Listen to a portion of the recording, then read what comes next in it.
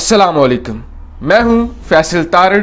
आज 8 फरवरी 2021 है और आज दिन है पीर का। इस वीडियो में इराक के अंदर होने वाले धमाके की बात करेंगे। इराक के अंदर अमरीकी फौज पर जो हमला हुआ है, इस हमले से पहले इस खित्ते के हालात बिल्कुल तब्दील हो चुके हैं। सऊदी अरब से लेकर पाकिस्तान तक, पाकिस्तान से लेकर अफगानिस्तान तक, अफगानिस्तान से लेकर तुर्की तक और तुर्की से लेकर यूएई तक, ईरान, इराक, इसराइल, हर मुल्क इस वक्त हालते जंग में है।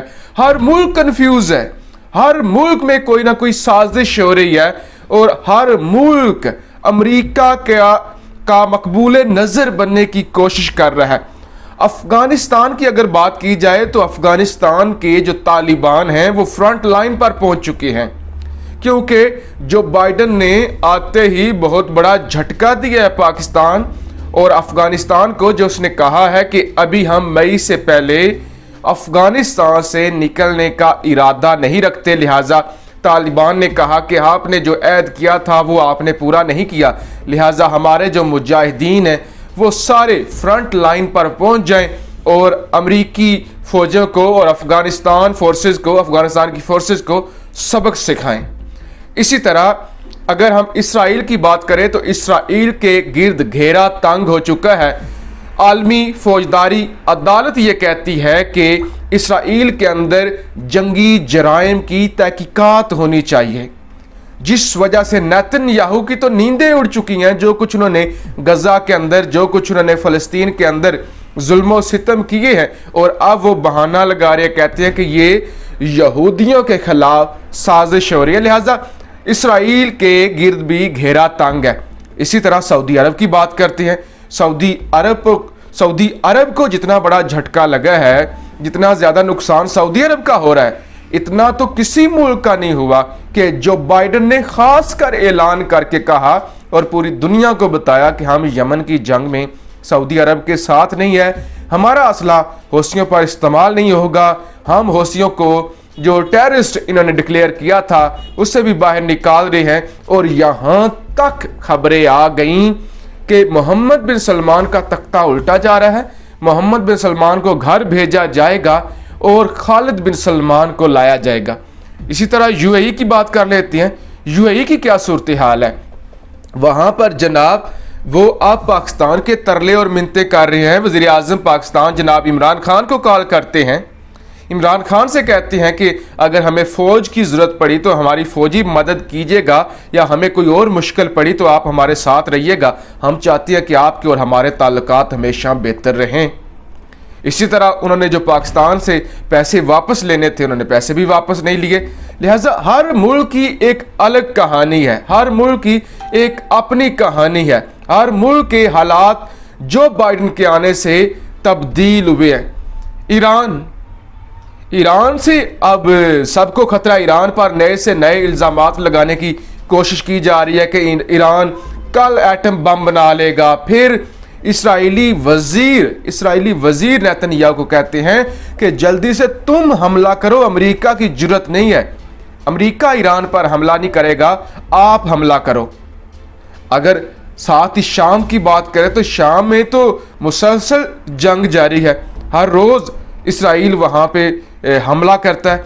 तो पूरा खित्ता ही जंग के दहाने पर है, पूरे खित्ते की एक कहानी है, पूरे खित्ते में जंग चली हुई है। और जब ये सारे खित्ते की ये सूरत हाल है, पूरा खित्ता जंग के दहाने पर है, ऐसे में एक तीसरा ग्रोह भी है, एक ऐसा तीसरा ग्रोह जो इस सारी सूरत हाल से फायदा उठाना चाहता है, जो इस सारी सूरत हाल को कैश करना चाहता है, जो इस सारी सूरत हाल से जो है वो तबाही मचाना चाहता है।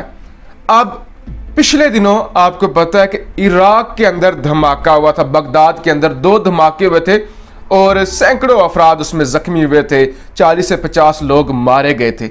अब गुज़श्ता रात या गुज़श्ता दिन मेरे पास 2 खबरें हैं, उनका स्क्रीनशॉट भी मैं आपके सामने रख दूंगा, जिनके मुताबिक बगदाद से 80 किलोमीटर के फासले पर अमरीकी काफिले पर, अमरीकी फौजियों के काफिले पर, या एक अमरीकी फौजियों का ऐसा काफिला जो फौजियों के लिए सामान लेकर जाता है, जो उनके लिए साजो सामान लेकर जाता है, उस पर हमला किया गया है। अभी तक ये इतलात नहीं आई कि कितने फौजी अमरीकी जहन्नुम वासिल हुए हैं, क्या नुकसान हुआ है, लेकिन बड़ी बात यह है कि अमरीकी फौज पर हमला हो जाना ये किस तरफ जाता है, ये क्या जाहिर करता है, ये हमला किसने किया है? क्या ये हमला ईरान ने किया है? क्या ये हमला शाम से हुआ है? क्या ये हमला इसराइल से हुआ है? अगर ये बात की जाए कि ईरान ने हमला किया तो ऐसे वक्त पर ईरान हमला नहीं कर सकता।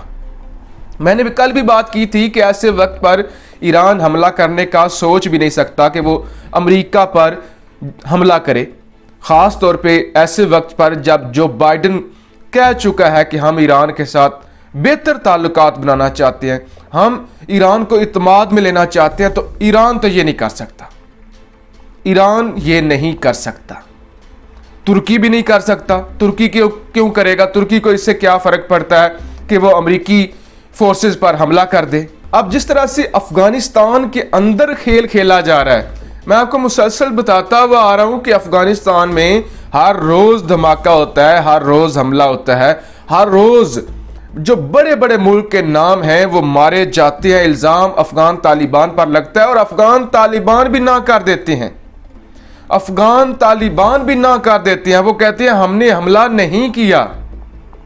और ये कोशिश की जा रही है पूरी दुनिया को बताने की कि अमेरिका अगर अफगानिस्तान से निकल गया तो फिर बहुत बड़ा नुकसान होगा, अमेरिका को ये फैसला वापस लेना होगा, तालिबान किसी को नहीं छोड़ेंगे। इसी तरह अब ये मैसेज देने की कोशिश की जा रही है कि ट्रंप ने जो फैसला किया था अपने आखिरी दिनों में कि अफगानिस्तान में फौज की तादाद कम करके 2500 के करीब रह जाएगी और इसी तरह से इराक से भी फौजें निकलेंगी। अब उस फैसले को बदलने के लिए इसराइल भी ये कर सकता है और अमेरिका खुद भी कर सकता है। आप ये मत सोचें कि अमेरिका की फौज पर ही हमला हुआ है और आप सोचें कि किसी और ने किया होगा। अमेरिका खुद ही कर सकता है, अमेरिका की एजेंसियां खुद भी ये कर सकती हैं। जिस तरह से सऊदी अरब में हो रहा है, सऊदी अरब में आए रोज मिसाइल दागे जाते हैं, आए रोज सऊदी अरब पर ड्रोन दागे जाते हैं। कल भी सऊदी अरब के जनूब में हमला हुआ है और सऊदी हुकाम का यह कहना है कि हमने उस हमले को नाकाम बनाया है। अब जरूरी नहीं कि वो हमला हौसी करे, सऊदी अरब खुद भी हमला कर सकता है या कोई तीसरी ताकत भी हमला कर सकती है, जो बाइडन को बताने के लिए, अमेरिका को बताने के लिए हम कितने सच्चे हैं, हम कितने मजलूम हैं। अब ईरान पर इल्ज़ाम लगाने के लिए और फिर अपना टारगेट अचीव करने के लिए कि अमेरिका इस खित्ते से ना निकले और अमेरिका ईरान को शक की निगाह से देखे, तो सब कुछ ये किया जा रहा है। अमेरिकी फोर्सेस पर हमले करवाए जा रहे हैं, सऊदी अरब अपने मुल्क में हमले करवा लेता है, अशरफ गनी अफगानिस्तान में अपने ही लोगों को मरवा देता है, और सिर्फ ये बताने के लिए कि हम हालते जंग में हैं, अगर अमेरिका यहाँ से निकला तो फिर खित्ते में तबाही आएगी। तो हर मुल्क की एक अपनी, मैं आपको बता चुका हूँ, कहानी है। हर मुल्क में गेमें चल रही हैं, जितने भी शर पसंद अनासर हैं वो अपनी अपनी चालें चल रहे हैं, अपने अपने पत्ते खेल रहे हैं कि किस तरीके से वो खित्ते का अमन तबाह कर सकती हैं, किस तरीके से वो अमेरिका इसराइल के साथ मिलकर अपना टारगेट अचीव कर सकते हैं। और इस वक्त सबसे ज़्यादा जो मुसीबत है, सबसे ज़्यादा जो ख़तरा है वो ईरान और सऊदी अरब को है कि वो इन चालों में आकर कहीं अपना कोई बड़ा नुकसान ना कर बैठे। लेकिन इस वक्त जो सबसे ज़्यादा तकलीफ़ है, वो तकलीफ़ इस वक्त भारत और इसराइल को है। भारत और इसराइल को है कि हमारे मफादात को नुकसान नहीं पहुंचना चाहिए, हमारे ऊपर कोई भी इल्ज़ाम नहीं लगना चाहिए, हमारे खिलाफ कोई भी फैसला नहीं आना चाहिए। तो ये आज की वीडियो थी, अपनी राय का इजहार ज़रूर कीजिएगा। पाकिस्तान जिंदाबाद।